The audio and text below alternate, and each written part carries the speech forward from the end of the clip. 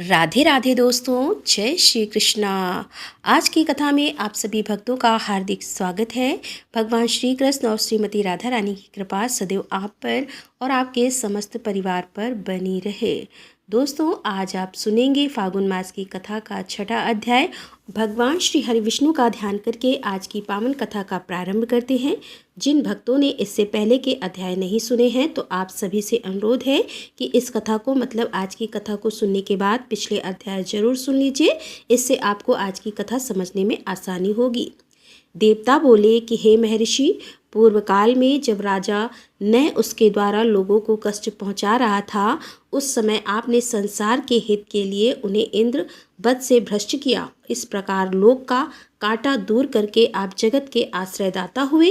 जिस समय पर्वत में श्रेष्ठ विंध्याचल सूर्य के ऊपर क्रोध करके बढ़कर बहुत ऊंचा हो गया था, उस समय आपने ही उसे नतमस्तक किया। तब से आज तक आपकी आज्ञा का पालन करता हुआ वह पर्वत बढ़ता ही नहीं। जब सारा जगत अंधकार से आच्छादित था और प्रजा मृत्यु से पीड़ित होने लगी, उस समय आपको ही अपना रक्षक समझकर प्रजा आपकी शरण में आई और उसे आपके द्वारा परम आनंद एवं शांति की प्राप्ति हुई। जब जब हम लोगों पर भय का आक्रमण हुआ, तब तब सदा ही आपने हमें शरण दी है। इसीलिए आज भी हम आपसे एक वर की याचना करते हैं।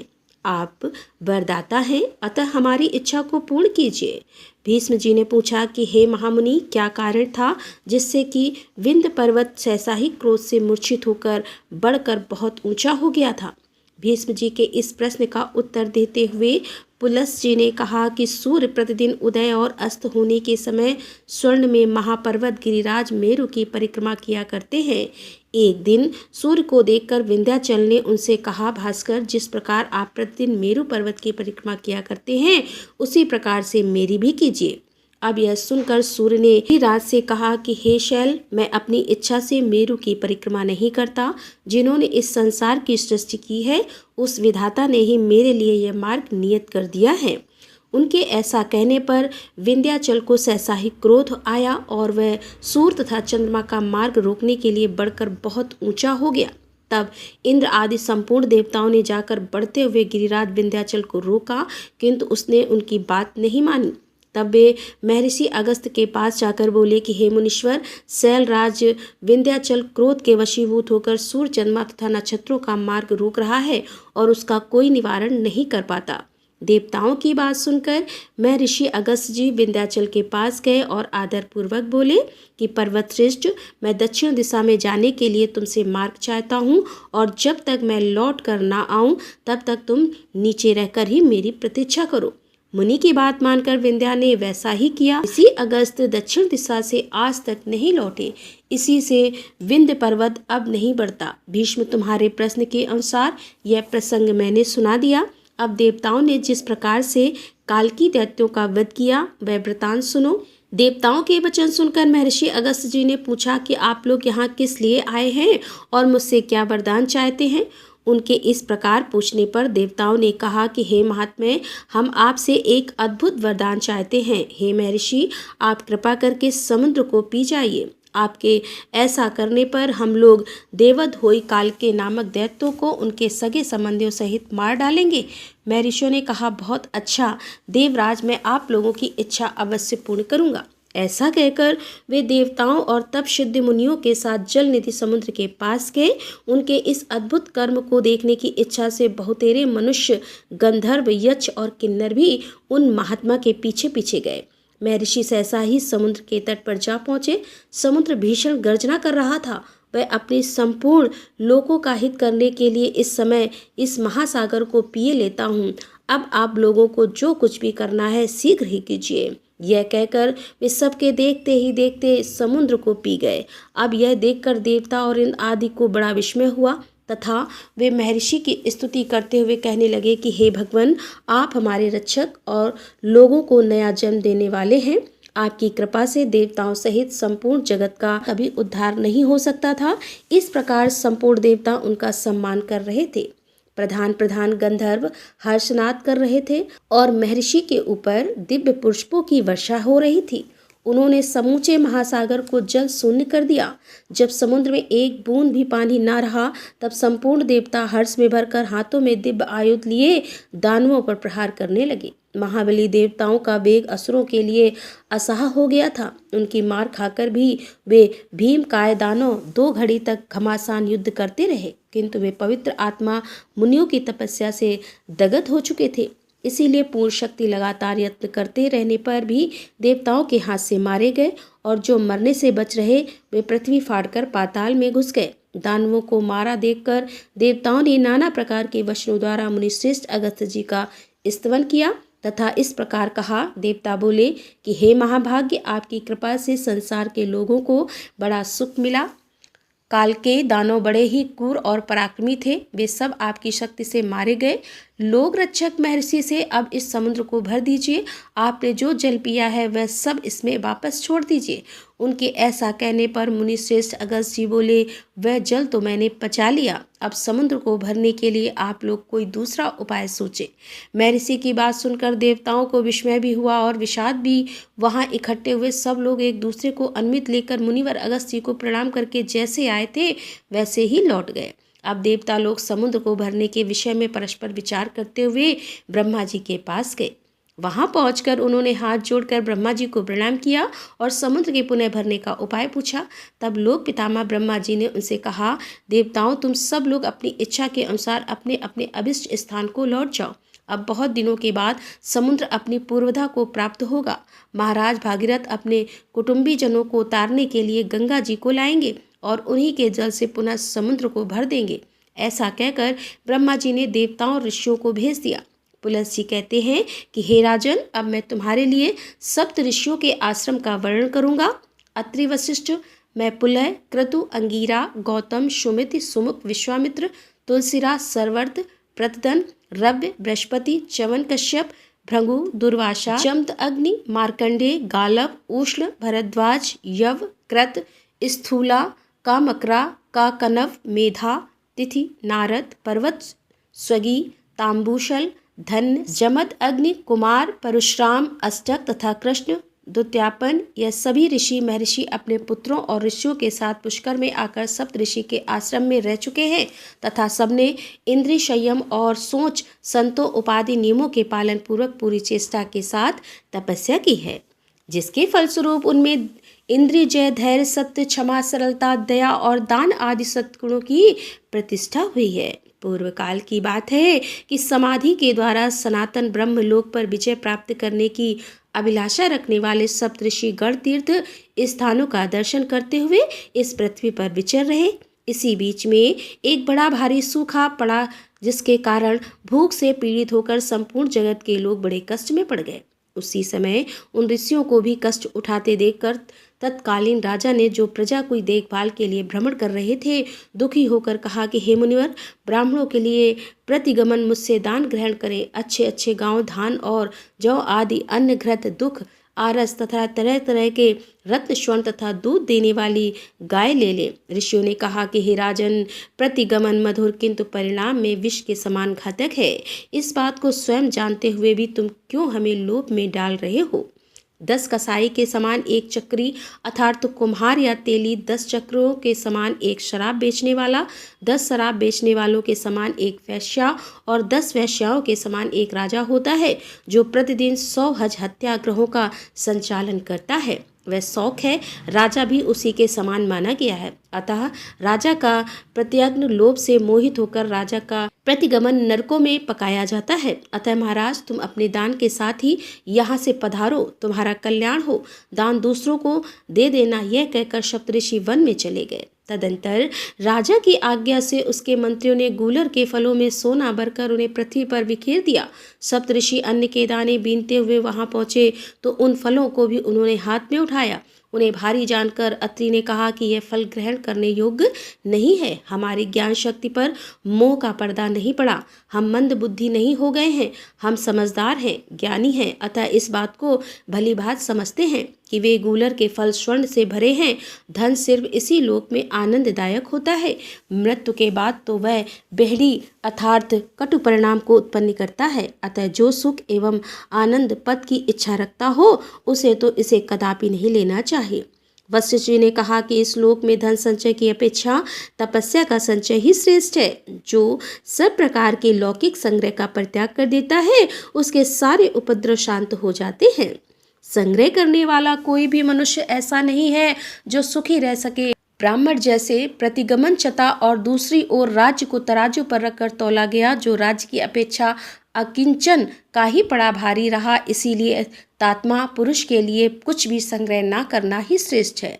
कश्यप जी बोले, धन संपत्ति मोह में डालने वाली होती है और मोह नरक में गिराता है। इसीलिए कल्याण चाहने वाले पुरुष को अनर्थ के साधन अर्थ का दूर से ही परित्याग कर देना चाहिए। जिसको धर्म के लिए धन संग्रह की इच्छा होती है उसके लिए उस इच्छा का त्याग करना ही श्रेष्ठ है, क्योंकि कीचड़ को लगातार धोने की अपेक्षा उसका स्पर्श न करना ही उत्तम है। धन के द्वारा जिस धर्म का साधन किया जाता है वह क्षय माना गया है। दूसरे के लिए जो धन का परित्याग करता है वही अक्षय धर्म है, वही मोक्ष की प्राप्ति कराने वाला है।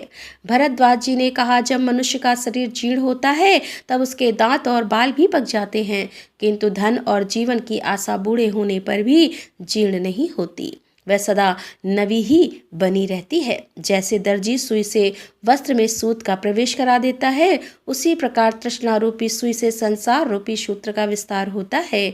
कहीं और छोर नहीं है, उसका पेट भरना कठिन होता है। वह सैकड़ों दोषों को ढोई फिरती है, उसके द्वारा बहुत से अधर्म होते हैं। अतः कृष्णा का तृष्णा का यही उचित। गौतम ऋषि बोले, इंद्रियों के लोभग्रस्त होने से सभी शिष्य संकट में पड़ जाते हैं।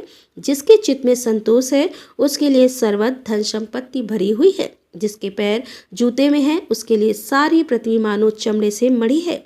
संतोष रूपी अमृत से तृप्त एवं शांत चित्त वाले पुरुषों को जो सुख प्राप्त है वह धन के लोभ से इधर उधर दौड़ने वाले लोगों को कहाँ से प्राप्त हो सकता है। संतोष ही सबसे बढ़कर दुख और संतोष ही सबसे बड़ा सुख है। अतः सुख चाहने वाले पुरुष को सदा ही संतुष्ट रहना चाहिए। विश्वामित्र जी ने कहा कि किसी कामना की पूर्ति चाहने वाले मनुष्य की यदि एक कामना पूर्ण होती है तो दूसरी नई उत्पन्न होकर उसे पुनः बाण के समान बंधने लगती है।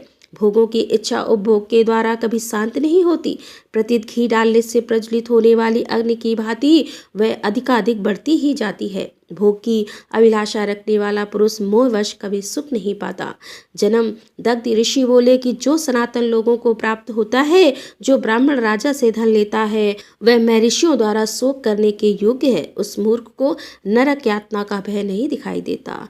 प्रतिगमन होना चाहिए, क्योंकि प्रति अग्नि का ब्रह्म तेज नष्ट हो जाता है। अरुधंती ने कहा, तृष्णा का आदि अंत नहीं है, वह सदा शरीर के भीतर ही व्याप्त रहती है। दुष्ट बुद्धि वाले पुरुषों के लिए जिसका त्याग करना कठिन है, जो शरीर के जीर्ण होने पर भी जीर्ण नहीं होती तथा जो प्राणीकारी रोग के समान है, उस तृष्णा का त्याग करने वाले को ही सुख मिलता है। पशु सक बोले, धर्मपरायण विद्वान पुरुष जैसा आचरण करते हैं, आत्म कल्याण की इच्छा रखने वाले विद्वान पुरुष को वैसा ही आचरण करना चाहिए। ऐसा कहकर दृढ़ता पूर्वक नियमों का पालन करने वाले वे सभी महर्षियों उन स्वर्ण युक्त फलों को छोड़कर अन्यत्र चले गए। घूमते घामते वे मध्य पुष्कर में गए, जहाँ अकस्मात आए हुए सुन शक नामक परिवाचक से उनकी भेंट हुई। उसके साथ ही वे किसी वन में गए। वहाँ उन्हें एक बहुत बड़ा सरोवर दिखाई दिया, जिसका जल कमलों से आच्छादित था। वे सब के सब उस सरोवर के किनारे बैठ गए और कल्याण का चिंतन करने लगे। उस समय सुनासक ने सुदाई का इस प्रकार कहा, महर्षियों, आप सब लोग बतलाइए, भूख की पीड़ा कैसी होती है।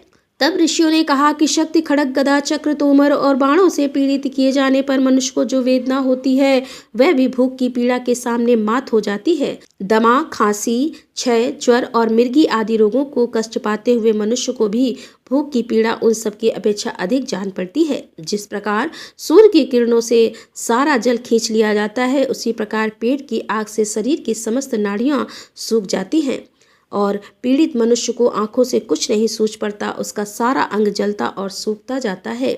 भूख की आग प्रज्वलित होने पर मनुष्य गूंगा, बहरा, जड़, पंगु, भयंकर तथा मर्यादाहीन हो जाता है। लोग क्षुधा से पीड़ित होने पर माता पिता, स्त्री, पुत्र, कन्या, भाई तथा स्वजनों का भी परित्याग कर देते हैं।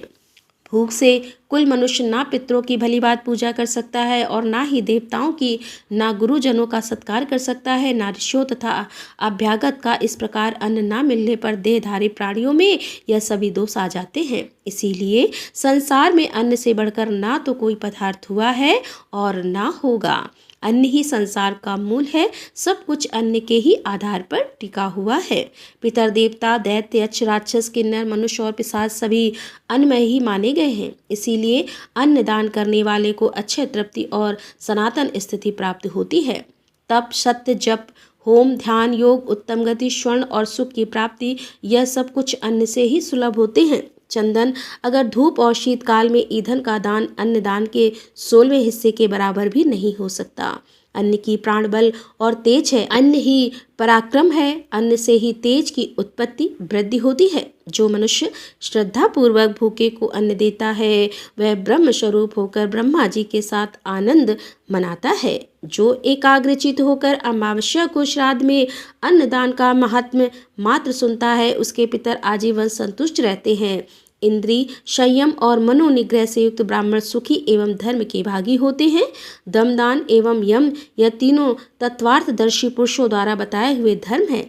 इनमें भी विशेषता दम ब्राह्मणों का सनातन धर्म है। दम तेज को बढ़ाता है। दम परम पवित्र और उत्तम है। दम से पुरुष पाप रहित एवं तेजस्वी होता है। संसार में जो कुछ नियम, धर्म, शुभ कर्म अथवा संपूर्ण यज्ञों के फल हैं उन सब की अपेक्षा दम का महत्व अधिक है। दम के बिना दान रूपी क्रिया की यथावत शुद्धि नहीं हो सकती। दम से ही यज्ञ और दम से ही दान की प्रवृत्ति होती है। जिसने इंद्रियों का दमन नहीं किया उसके वन में रहने से भी क्या लाभ है, तथा जिसने मन और इंद्रियों का भली भांति जहाँ जहाँ दमन किया है उसको घर छोड़कर किसी आश्रम में रहने की क्या आवश्यकता। जितेंद्रिय पुरुष निवास करता है जहाँ उसके लिए वही वही स्थान वन एवं महान आश्रम है। जो उत्तमशील और आचरण में रत है, जिसने अपने इंद्रियों को काबू कर लिया है तथा जो सदा सरल भाव से रहता है उसको आश्रमों से क्या प्रयोजन। विषक्त मनुष्यों से वन में भी दोष बन जाते हैं तथा घर में रहकर भी यदि पांचों इंद्रियों का निग्रह कर लिया जाए तो वह तपस्या ही है जो सदा शुभ कर्म में ही प्रवृत्त होता है।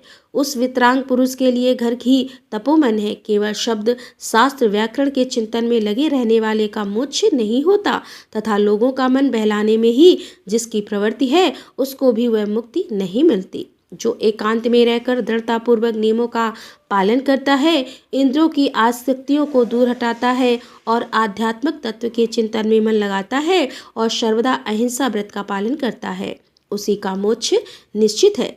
जितेंद्रिय पुरुष सुख से सोता और सुख से जागता है। वह संपूर्ण भूतों के प्रति समान भाव रखता है। उसके मन में हर्ष, शोक आदि विकार नहीं आते।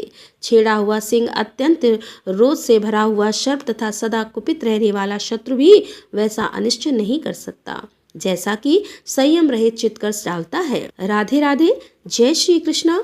आज की कथा का यहीं पर समापन करती हूँ। इसके आगे का वृतांत आप कल की कथा में सुनेंगे। उम्मीद करती हूँ कि आज की कथा आपको जरूर पसंद आई होगी और कल भी आप कथा जरूर सुनेंगे। तो दोस्तों मिलते हैं इसके आगे की कथा लेकर। तब तक के लिए राधे राधे, जय श्री कृष्णा, हर हर महादेव, जय भोलेनाथ की।